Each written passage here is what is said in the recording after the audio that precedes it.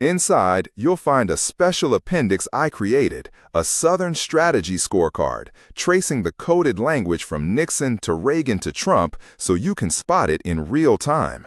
It is a tool to inoculate yourself against the lies. The link is the first one in the description below this video. The outrage you feel right now will fade by morning. The clarity will not if you choose to anchor it. The work begins now. The party that has crowed for decades about seriousness of intent and a commitment to character continues to support a man who has openly made fun of the disabled, a man who has defended the murder of journalists, a man who boasted about assaulting women, and who asked foreign governments to investigate his political opponents. You came here looking for answers. Now you see the machine. You see how the lie was built, piece by piece, over 50 years. This moment should be a reckoning, a clear-eyed, brutal assessment of how the party can use its purported values to serve a changing America. Will it? That would be a lie. If you felt that sickening click of recognition I felt in my office that day, if something inside you shifted while listening, then this is not the end. It is the beginning. This audiobook was only the story. The book itself contains the evidence. Republican support of Trump is the death knell for the party as we know it. For me, watching the modern Republican Party is like watching a close friend slip further and further into a debilitating addiction. I feel sadness, I feel anger, I feel a strange kind of sympathy. But addiction is a disease. Cowardice is just weakness. I take this failure of the Republican establishment personally. I have to. I helped elect a great number of the legislators who have now mortgaged their self-respect, their integrity, and their responsibility as public servants in exchange for just a few more years of power. I know I'm a hypocrite. I built a career, a wealthy and influential one, on the back of helping these Republican officials get elected. But my hypocrisy doesn't hold a candle to that of the Republican Party itself. When the history of this era is written, it won't be the belligerent Trump supporters screaming at reporters who will carry the most blame.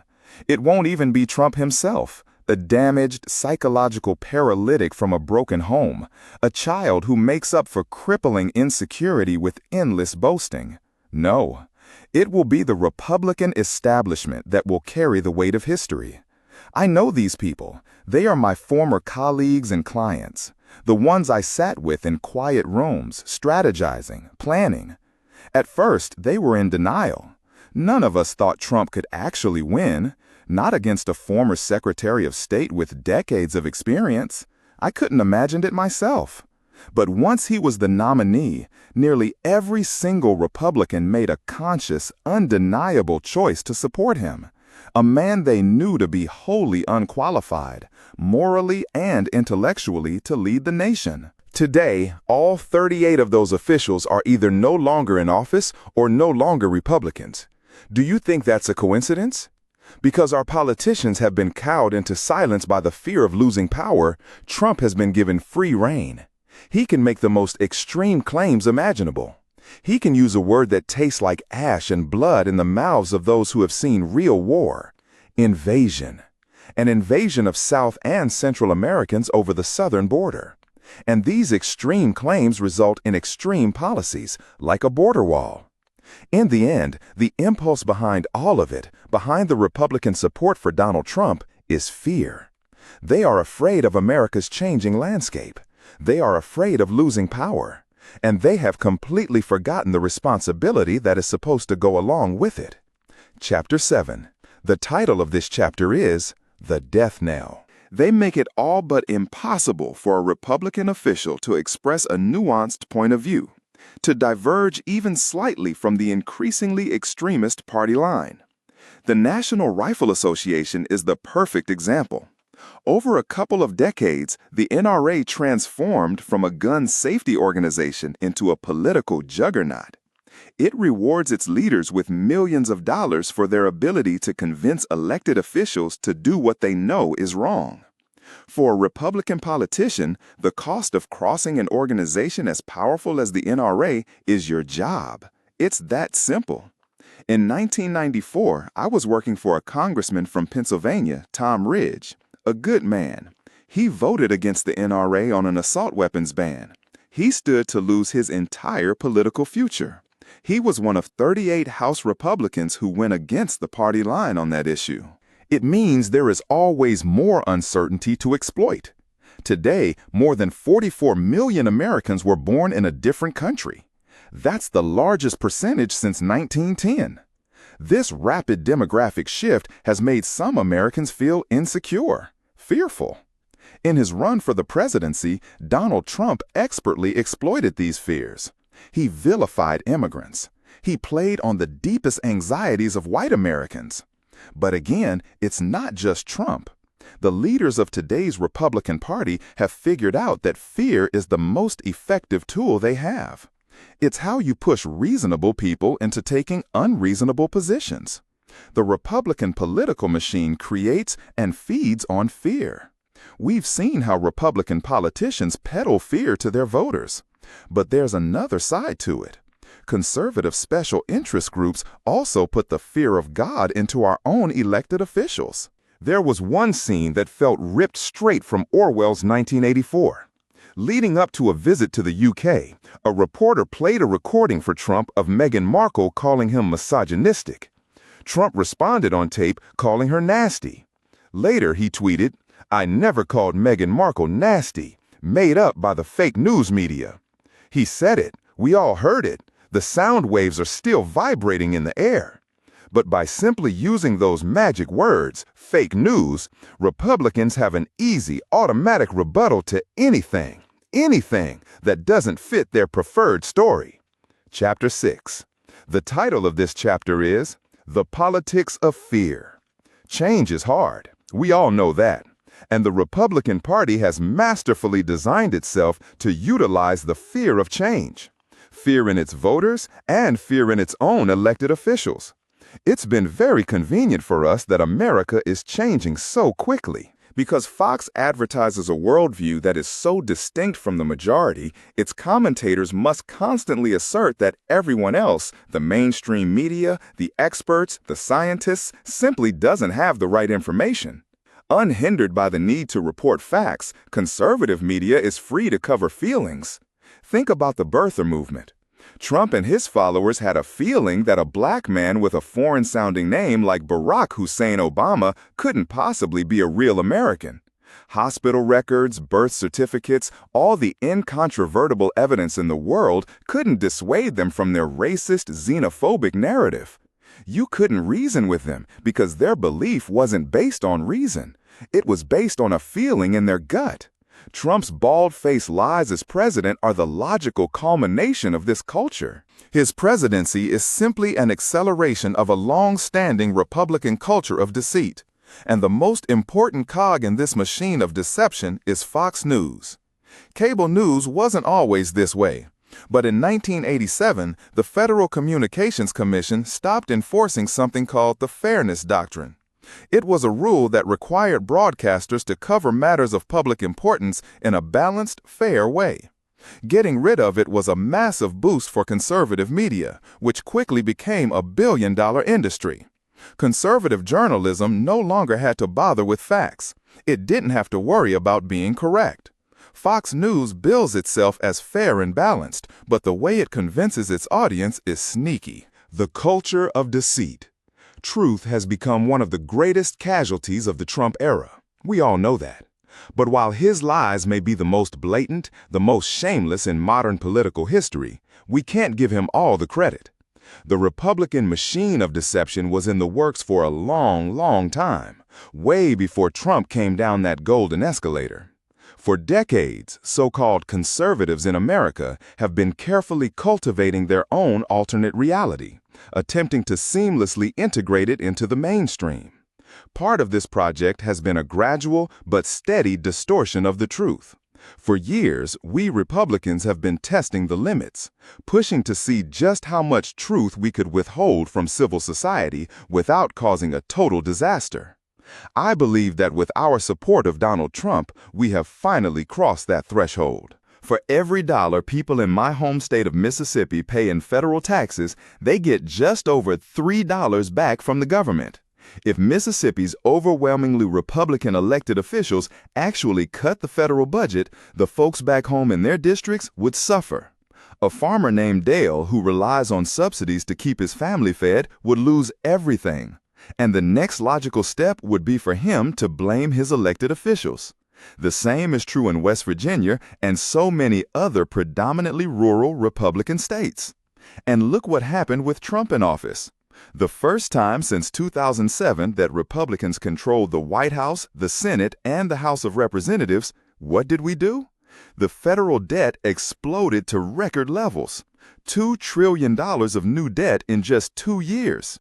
And yet, the Republican establishment still stands by its man. Chapter 5. He was the only president in recent memory who managed to balance the budget. He even presided over the first budget surplus since 1969. And how did my party react? With fierce, unrelenting opposition. Not a single Republican voted for his 1993 budget package. In fact, I, along with every other political consultant in Washington, made terrifying, doomsday attack ads. I wrote the scripts myself. We predicted economic collapse if his budget wasn't repealed. But the economy didn't collapse. Instead, Clinton's plan launched one of the greatest periods of prosperity in modern history. And yet, he was blocked at every turn. To this day, he's scorned by the party. We love to rail against out-of-control federal spending, but in private, Republican officials hesitate to cut budgets, not because of principle, but because it would be political suicide. Here's why. A 2019 New York Times report revealed that over the course of a single decade, Donald Trump managed to lose more money than any other individual American taxpayer. Some years, he lost twice as much. The party of business acumen chose a CEO whose only successful product was a fraudulent brand. Republicans should have recognized the scam. They should have seen it coming a mile away, given how many scams we've run on the American people over the years. Like Trump, the Republican Party claims to understand fiscal responsibility. But in reality, it's just like him, addicted to debt and selling false promises. The Republican support of Donald Trump proves they don't give a damn about fiscal responsibility. To understand why I say they never cared, you only need to look at one person, Bill Clinton. His administration was the greatest economic success story of the modern era. A woman named Stormy Daniels, who stood to lose her silence and her safety, became a household name. As distasteful as it is, there's a certain utility in watching this all play out. We see evangelical preachers encouraging their flocks to support the least religious, least moral president in American history. The misogyny, the dishonesty, the rank hypocrisy. It has always been there in the religious right. Only now, thanks to Donald Trump, we can all see it plainly. Chapter 4. The title of this chapter is The Party of Debt. One of the great selling points, one of the reasons my Republican friends gave for supporting Trump was his supposed business savvy, his investment smarts. To which I say they were either completely fooled or willingly deluded. Their followers claim to value authenticity, yet their cherished leaders are defined by their elaborate artificiality, whether it's an inscrutable comb-over or skin the color of stained Tupperware. Many of Trump's evangelical supporters said his victory was a sign from God. I find that idea amusing. If God had really wanted Donald Trump to be president, you'd think he could have found a way for him to win the popular vote. He probably also could have arranged it without a little help from the Russians. When Trump was first elected, these same supporters argued that he deserved a chance to grow into the presidency, that the Oval Office itself would inspire a gravitas he'd never once exhibited. By now, that pretense is impossible to maintain, not when everyone knows that as president, Trump paid hush money to a porn star he slept with just 10 days after his youngest son was born. A useful tool for attacking everyone else. The Christian right wants you to believe it is the political arm of Jesus, returned to save America from its sins. The truth? It's a lobbyist group for white America, a data-driven marketing campaign to acquire a voting bloc. It has always been more about gaining earthly power than serving a heavenly king. Republicans and the Christian right have never cared about family values. Trump is just the latest in a long, sordid line of men with massive evangelical followings who have scammed the public. In fact, so many of them live private lives that are the exact opposite of what they preach from the pulpit. There's a clear parallel between Trump and the archetypal white megachurch preacher. They are both liars and philanderers, frauds who live extravagantly, far beyond their means. But even then, they viewed diversity as a political necessity, not a moral good. A box to be checked. Then Trump won, and you could almost hear the collective sigh of relief from the party establishment. We could win without them, and that meant we could finally stop pretending to care. Chapter 3. The title of this chapter is The Myth of Family Values. The pundits all express such shock. How could the Republican Party, the self-proclaimed party of family values, champion a man like Donald Trump? A man with 5 children by 3 different wives. A man who made disgustingly inappropriate remarks about his own daughter. But here's the secret. Trump doesn't represent Republicans lowering their standards. He proves how little they ever cared about those standards in the first place. Family values were never a deeply held belief. They were a weapon. That year, 78% of black voters in his state went to the polls. It was a huge number. But in 2016, after a series of restrictive voter ID laws we helped champion were passed at the 11th hour, that number fell below 50%. Frank couldn't vote. His VA card wasn't accepted. He stood to lose his voice, his right as a citizen. It wasn't a bug. It was a feature. Our state legislators consistently oppose automatic voter registration at age 18. Why? Because young voters are disproportionately poorer and non-white. Therefore, they are much less likely to vote Republican. After Mitt Romney's humiliating loss to Barack Obama in 2012, the Republican National Committee commissioned a report, an autopsy. It said the party needed to broaden its base to survive. It said we had to reach out to minority communities. But he didn't invent it. Richard Nixon and his political guru, Pat Buchanan, pioneered the Southern strategy back in the 1960s. Their goal was simple: use racial resentment to peel white working-class Democrats away from their party. It doesn't take a genius to figure out what happens when a party spends decade after decade appealing only to white voters while ignoring everyone else.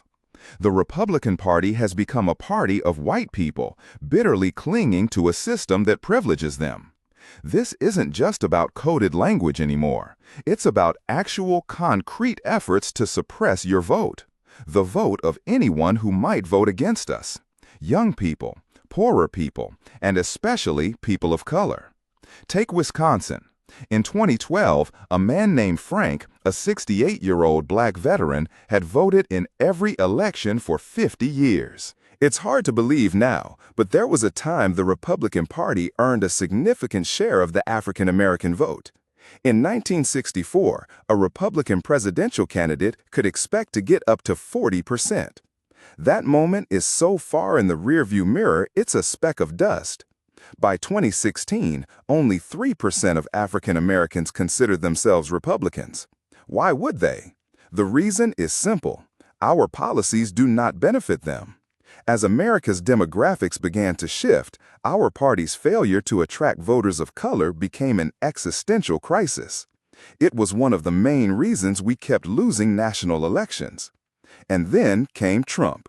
With his election, the party was finally free to show its true colors. And that color is white. In backing Trump, Republicans made it undeniably clear that theirs is a party of white grievance. Reagan perfected the art of the racist appeal. It was a crystal clear.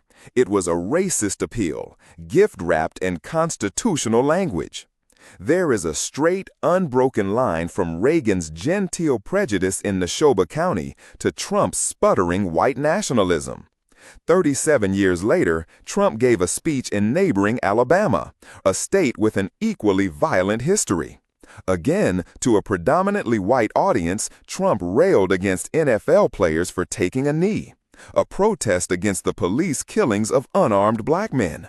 "That's a total disrespect of our heritage," he snarled. You don't need a political science degree to know who the "we" is in that statement. Trump's racism isn't a bug in the system.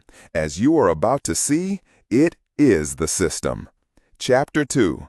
The title of this chapter is A Party of White Grievance. Reagan is holding a rally just a few miles from the earthen dam where the bodies of 3 civil rights volunteers, James Chaney, Andrew Goodman, and Michael Schwerner, were found after being murdered by the Klan in 1964. The crowd is immense, and it is overwhelmingly white. From the stage, Reagan didn't just fail to mention the murders, he did something much more deliberate. He stood there, basking in the applause, and he said, "I believe in states' rights." States' rights. The phrase doesn't sound overtly racist, does it? That was the surgical genius of it. And I remember hearing it, understanding it, and a cold dread filled my chest. My God, I thought, that's brilliant, and it's pure poison. Because in Mississippi, whose leaders had used that exact phrase as their rallying cry to fight integration, to maintain segregation for as long as they possibly could. But what many have conveniently chosen to forget is that Ronald Reagan was a master at using race as a magnet, a tool to pull disaffected Democratic voters into our camp. He talked endlessly about so-called welfare queens in Chicago, always African American in his telling, defrauding the government. It was a dog whistle, a subtle, racist message designed to be heard perfectly by racists while sailing over the heads of everyone else. And it worked. But the most chilling example, the moment that laid the blueprint for Trump, happened on the campaign trail in 1980. Imagine the scene. Neshoba County, Mississippi. The air is heavy with August heat, smelling of pine and damp earth. For 50 years, I served a party that preached a gospel of values and character. I was one of its chief apostles, and I was a fool. I accept my share of the blame for what my party has become, and I invite you to see the truth of how it happened. Welcome to It Was All a Lie, Chapter 1. The title of this chapter is The Saint and the Sinner. My former colleagues like to pretend that Donald Trump's appeal to the worst racist impulses of some white voters is a new contamination, an infection in an otherwise noble party. It's not. It's a feature, not a bug. His brand of white nationalist politics has deep, deep roots in the modern Republican Party. And the precedent was set by a man we still worship as a saint, Ronald Reagan. He is revered as the greatest president since Lincoln. A wave of sickening recognition washed over me. I was in my office, the air thick with the smell of stale coffee and humming electronics. On the television, a camera panned across a sea of faces at a rally. Angry faces, ecstatic faces. And I knew them. I knew every single one of them. They were the voters, my voters, the very people I had spent 30 years of my life learning how to activate. If you do not understand what I am about to tell you, the country you think you live in will be gone by 2028. It will be replaced by the distorted reflection you see in those faces. I didn't create the man on the stage, but I spent a career feeding the monster inside the crowd. I helped build the machine that built him. I will show you the gears of that machine, and once you see them, you can never unsee them. My name is Stuart Stevens.